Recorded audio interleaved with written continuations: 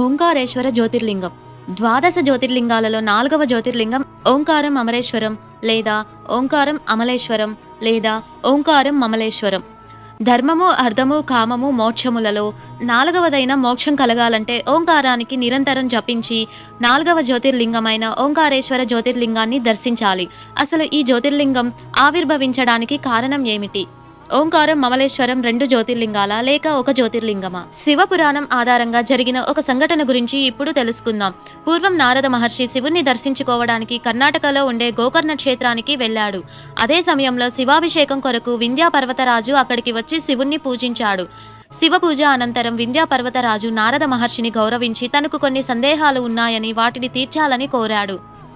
ఈ లోకంలో నాకన్నా గొప్ప పర్వతం ఏదైనా ఉన్నదా అని అడిగాడు. అందుకు బదులుగా నారదుడు, నువ్వు చాలా గొప్పవాడివి, కానీ మేరు పర్వతం నీకన్నా పొడవైనది మరియు గొప్పది అని పలికాడు.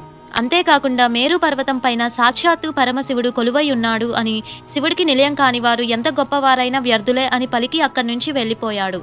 అప్పుడు వింధ్యా పర్వతరాజు తన వద్ద శివలింగం లేదని గ్రహించి ఎలాగైనా శివుణ్ణి ప్రసన్నం చేసుకోవాలని భావించి ఒక పార్థివ లింగాన్ని ప్రతిష్ఠించి ఆ లింగమున ఓంకారం అనే అక్షరం రాసి పూజించి 6 నెలల పాటు మహాతపస్సు చేశాడు.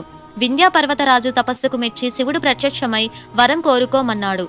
అప్పుడు పర్వతరాజు తాను అందరికన్నా గొప్పవాడిని కావాలని, ఎంత ఎత్తుకైనా పెరగాలని, అంతేకాకుండా నా పర్వతం పైన నీవు జ్యోతిర్లింగంగా వెలసి ప్రజలను ఆశీర్వదించాలని కోరుకున్నాడు. అనంతరం శివుడు తదాస్తు అని పలికి, నువ్వు కోరిన వరాలను ప్రసాదిస్తున్నాను అని ఈ కొండను నర్మదా నది 2 భాగాలుగా విభజించింది. ఒక భాగం పైన ఓంకారేశ్వర జ్యోతిర్లింగంగా, 2వ భాగం పైన అమరేశ్వర జ్యోతిర్లింగంగా వెలుస్తాను అని వరం ఇచ్చాడు. ఈ ఓంకార అమరేశ్వర లింగాన్ని దర్శించి భక్తితో పూజించినా లేక ఈ కథను శ్రద్ధతో విన్న వాళ్ళకి పునర్జన్మ ఉండదు అనగా మోక్షం పొందుతారని వరం ఇచ్చాడు.